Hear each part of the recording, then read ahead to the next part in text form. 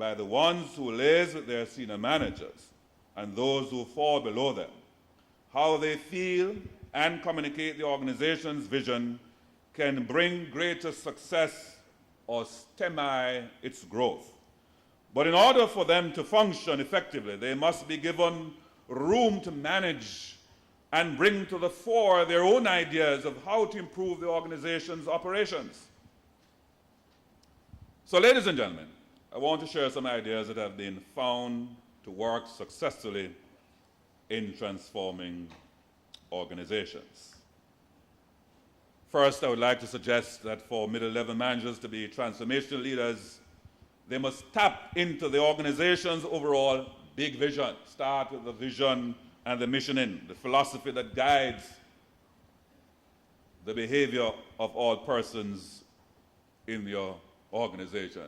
It's what sometimes I talk about values congruence, not dissonance. Are we have a singular vision as to where we want to go? Take the organization, take the department, how that department fits within the bigger vision of the organization's goals and objective.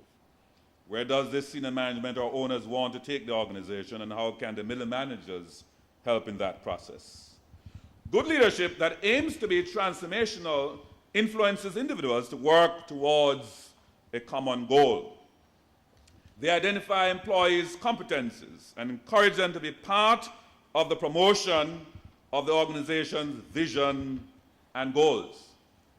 And I pause here using my HR hat, and I understand the Jamaican culture, but if there's one thing that I'd like to leave with you as HR, and I say HR practitioner, but you're all really HR practitioners in reality, as middle managers and senior executive, is what we talk about in HR about warm body hiring. Anybody familiar with that term? Warm body hiring, right? And in HR, warm body hiring is simply just filling a position because the position is vacant. And so the same process you go to into interviewing and selecting the right fit in the organization. So I'm assuming, as good practitioners and managers, that the employees that we select, we would have done the due diligence to make sure they are the best fit within the organization, that in your orientation program, that they are sharing the organization ethos, vision, culture, philosophy. Very important. Because if they don't, you're going to spend all your days trying to get them to fit within that philosophy. And that is going to impact clearly on your productivity and your effectiveness. And that's why it's very important that we choose the right team members in your departments and in your organization. Leadership involves establishing and sharing a clear vision, therefore. Knowledge is shared across the organization, and a culture of encouraging continuous training and learning is also encouraged. It is in an increasingly competitive global economy, among the factors that will differentiate an excellent firm from one that is merely efficient is the quality of its workforce and the ability to get things done in the best possible way. One thing that I do very often in Jamaica, when I went to Australia, I was quite struck by how pleasant everyone was. Doesn't matter what organization I went to. There's just like they had to build customer service within their culture. And in my Jamaican experience, I often, when I go to the bank, the insurance, I compare that with my experience in a hotel, different hotels, when I go to retail stores separately. And I often pick up totally different kind of leadership, total different kind of orientation of our staff. So we have a lot of gap, I think, to work on if we're going to get all our Jamaican firms to that level where we are not only efficient, but we are excellent in what we're doing.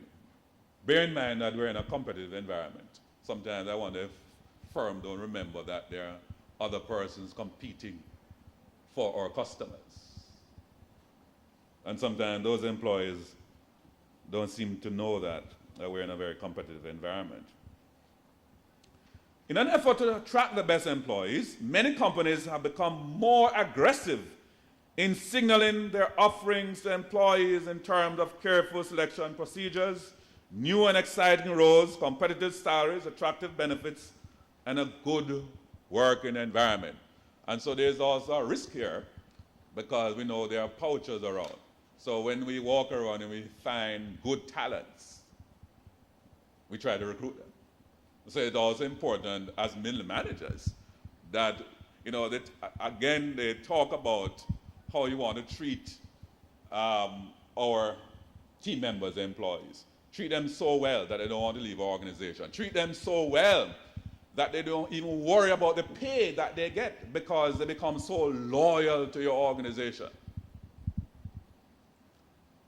Why is it that Messi, what team does Messi play for? Lionel Messi. Barcelona. And I was asking my son, what's the price of Messi? But he said that there's no price for Messi because he doesn't want to leave Barcelona. And I'm sure if you were to investigate why is it that he doesn't want to leave Barcelona, it's obvious. Barcelona would have treated him so well that he has no price. In fact, when we were doing HR, we spoke about having what we call a union-free environment. I hope no union members are not inside here. But to create a union-free environment, and as middle managers are very important to that because the team members in the department want you to treat them so well. Because one of the worst things in the organization, you have good, talented people, but by virtue of bad leadership and coaching, we turn off our good talents and they leave in distress. Some of them prepare to take a less paying job because of how badly we treat them, particularly when it comes to, and I know a lot of organizations have had that problem. How do you deal with somebody who's more qualified than you are? He has a PhD, but you have a diploma, and you feel threatened. Anyway, let me not disturb your head.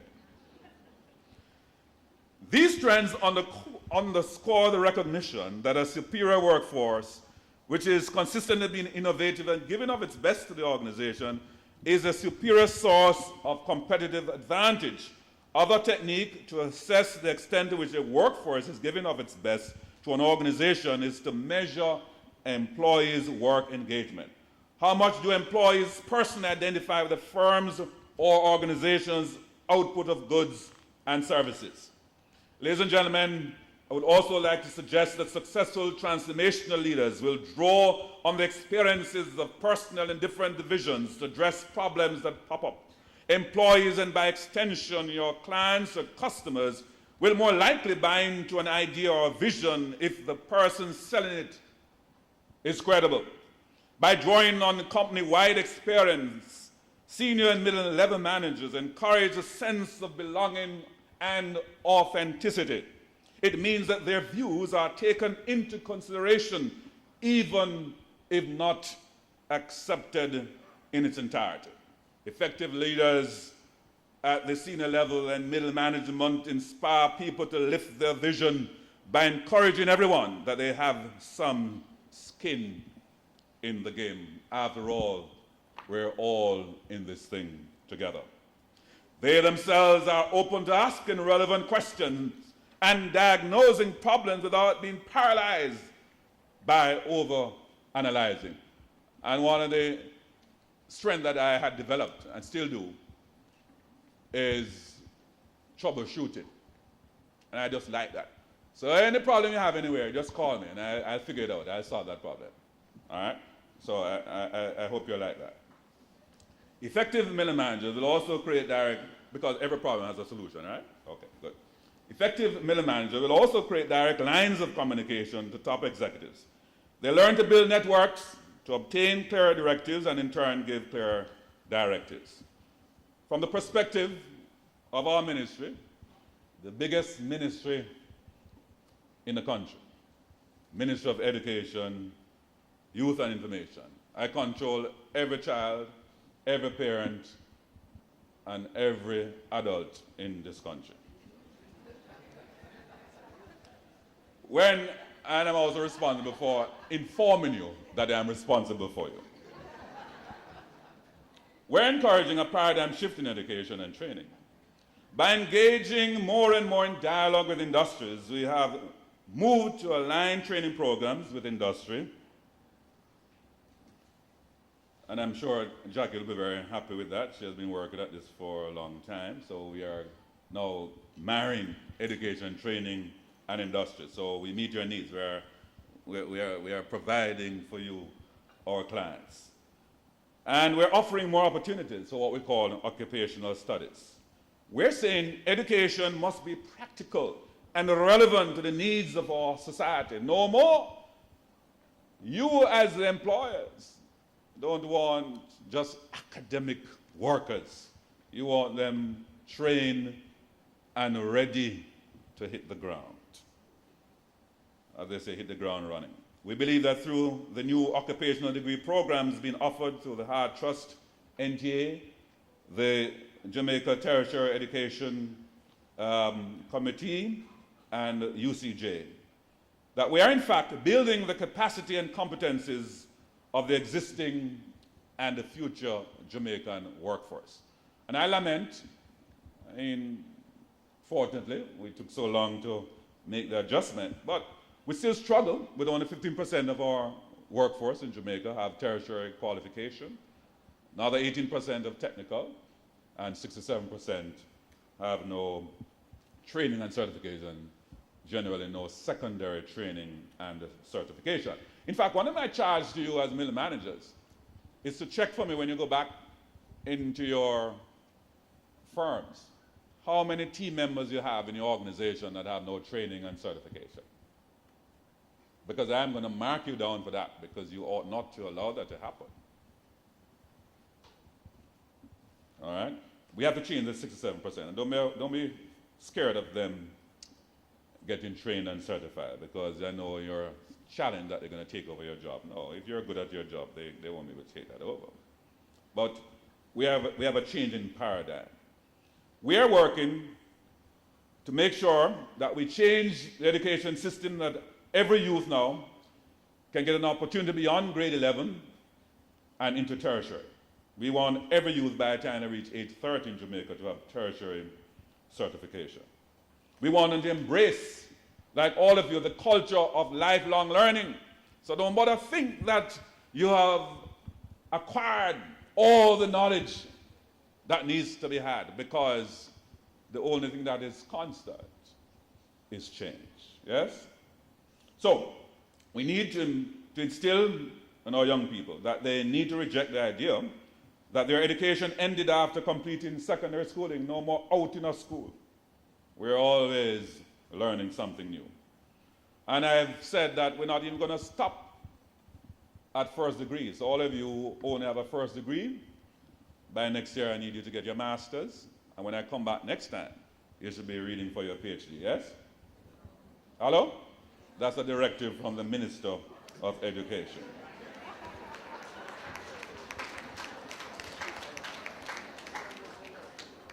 And so to make sure that you're going to do that for yourself and set the standard for your children, we are encouraging parents to plan and save for their tertiary education. I'm going to get in trouble here, but I was just looking quite nicely at my son's tertiary plan. I'm not going to tell you the name of it, but you know that one. And it looks very nice for him when he reaches age 18. So I won't have to worry about how am I going to fund his tertiary education. But while the government will help the poor and vulnerable through loans and grants, and yes, we'll have to reform the SLB, tertiary education is a personal investment in personal development and the advancement for a lifetime and or career. Individuals are not just pursuing education and training because of government policy, but because it must be a personal ambition and imperative to navigate the current fourth industrial revolution and beyond. And by the way, I am so bullish about Jamaica's prospect. And for us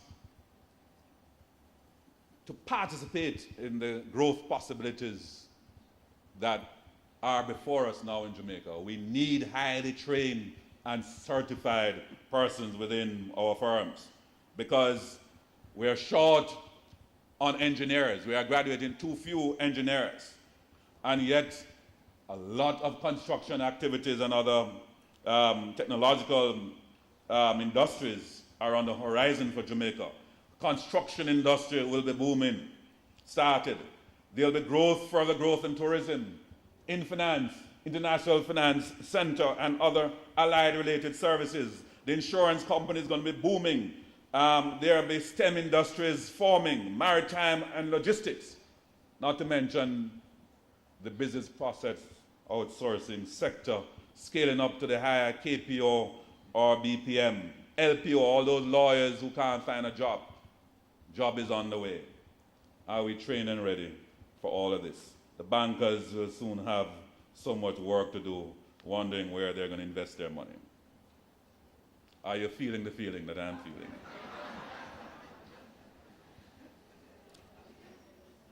Senior executives, therefore, should also remember that employees are more likely to be engaged if they consider their work meaningful. And they are free to express themselves without negative repercussions, and that they have the resource to participate in a meaningful engagement. Ladies and gentlemen, I'm sure that as you have your deliberations today and tomorrow, many thoughtful and exciting concepts will be shared. The feedback from previous conferences indicates that participants found the sessions meaningful, and I'm sure that this year's will be no different. And so, as I said at the onset, I wanted to share my perspectives, which I've done. But I'm also eager to hear yours.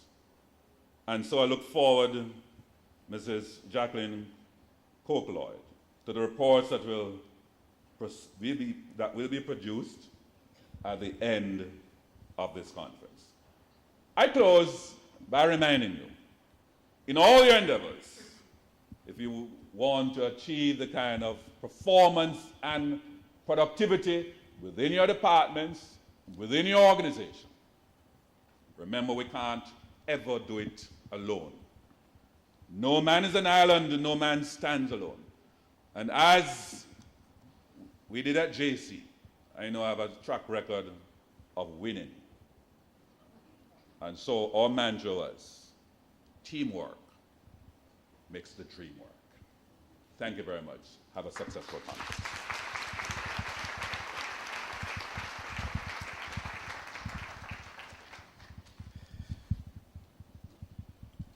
Thank you very much, Minister. Really appreciate it. You know, sir, as you spoke, my takeaway from this, my common thread from this, and I hope it is your common thread and your takeaway, has to be what I call the Kaizen, the continuous improvement. We at Make Your Mark, we don't see this as a static situation where you get to this level and you stay there. We see this as the building on what we have learned, the continuous improvement in your organization, in your education. For without that, we won't achieve the level of customer service that we saw or we heard about in Australia. It's building on this. So our takeaway, and we ask that when you go back to your organizations, identify at least 2 or 3 areas that you can add to and improve on and improve on and improve on. That's how we get our efficiencies. That's how we get our productivity going up.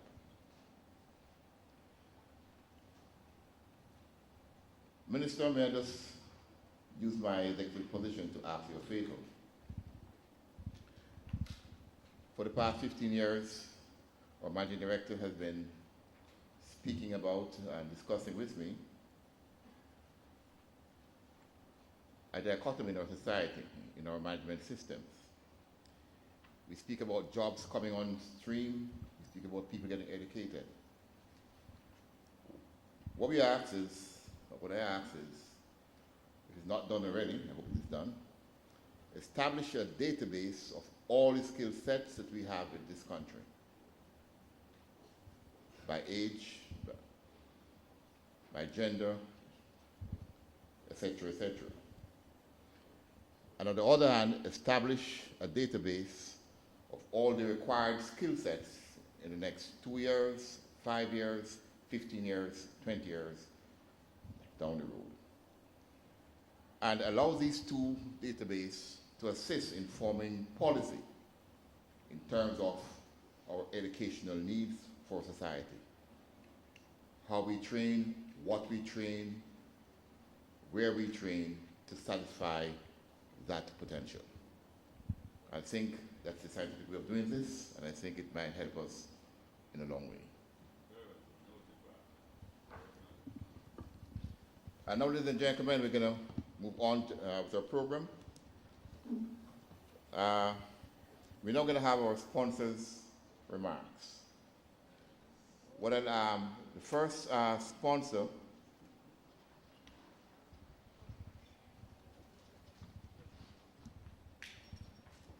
will be Ms. Melissa Aarons, the manager of credit cards at Sagicor Bank, followed by Mr. Andrew Pearman, the CEO for Intelligent Multimedia, and followed by Mrs. Donna Hussey, the manager of corporate affairs for Main Event. I will just ask the program to cascade from one to the other. I won't come up here to introduce each other individually. Just let it flow.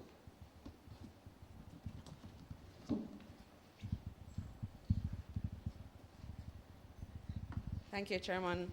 Sorry. Thank you, Major Lloyd. Senator Ruel Reid, Mrs. Jacqueline Coke Lloyd, Managing Director, Make Your Mark, Major Evan Lloyd, Director, Make Your Mark, Mrs. Donna Hussey from Main Event, Mr. Rowan Ambersley, CEO, Massey Gas Products, Mr. Andrew Pearman, CEO, Anbel. I say Anbel, yes. Distinguished guests, sponsors and organizers, conference participants, ladies and gentlemen, good morning. Sagicor is pleased to be a main sponsor of the Middle Managers Conference. As a matter of fact, we believe that middle managers are the critical link and the executioners. You provide the ideas, the solutions, you are the SMEs, the subject matter experts. You help to drive that business. You are powerful, believe it or not. You carry a lot of power, and you are the determinant in whether that business succeeds or not. In other words, you execute on what I like to call the grunt work, that underground movement. So much so that as the manager of credit cards, it was critical for me to build a product for you. Now, when people think of credit cards, they may think of negative words. As a matter of fact, one of my icebreakers for presentations is that you must think, when you hear the word credit card, you must say the first word that comes to your mind. Now, I won't share all the words that I hear here with you, but I'd like to say that those words come up because of your knowledge of the product. Persons think that credit card is debt, but it's really an interest-free loan, if I may give it a definition. That's what it is. There are ways for you to use your credit card without paying interest. There is also things on a credit card like a 55-day interest-free window where you can use your credit card and pay it back without incurring interest, right? The second thing you need to ask yourself is, if I do have a credit card, is it working for me? What does it do for me? Do I use it because it's from, I just got it and I'm using it? What are the rewards that you get? What are the benefits that you get? Is the rewards working for you? Does cashback appeal to you? Is the cashback enough? What if I travel? Do I want a card with cashback alone? How do I get a card with travel? So ladies and gentlemen, the key question here is, you need a credit card that works for you. While you're using it, it has to work for you at the back end. And this is just simple credit card principle in this day and age, right? Now, think about it. Sagicor cards, and I'm not selling you, I promise I'm not. Sagicor credit cards offers you 5 rewards: hotel, travel, cashback, gift cards at 3 different places, and an option for investments, which is very popular with our parents. Because imagine you're using a credit card and your points are used to start a nest egg for your children. Where have you ever heard that? So ladies and gentlemen, before I leave you with 3 things as middle managers, I just want you to think about what's in your pocket right now.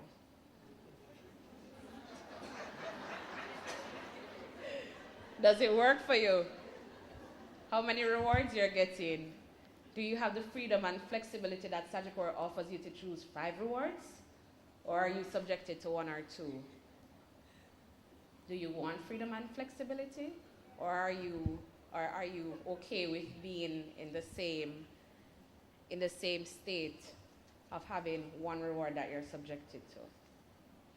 A lot of things to think about. And while you're thinking about it, at the end of the conference, my rep, our HR team is here to help you with that thought. So, as middle managers, there are 3 things I want you to focus on. I heard Senator Reid mention a couple of them, and I think as a powerful group, because you are, never think that you aren't. Your senior manager cannot function without you, right? The first thing I want you to focus on is your development. As Senator Reid said, when he comes back the next time, you should have your PhD, critical. Focus on your development. It is that you need to get that master's, you need to get that PhD, you want to switch your career to something else, focus on you, develop yourself. The second thing is your leadership. Now, it is, while you are middle managers, you're the executioners, you're the SMEs, you're the powerful group, you also have junior staff below you who is looking towards you to help to groom them, to guide them. And believe it or not, when you retire, they're the next set of middle managers that are coming. So be a good leader, spend the time with them, teach them, be patient.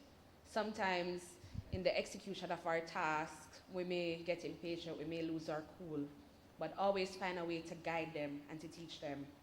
And lastly, teamwork.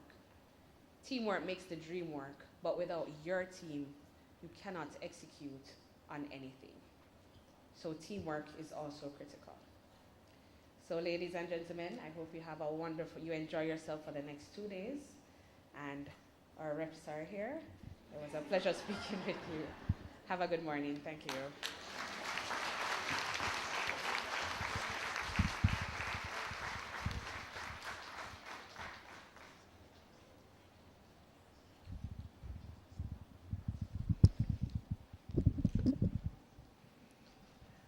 Good morning, everybody.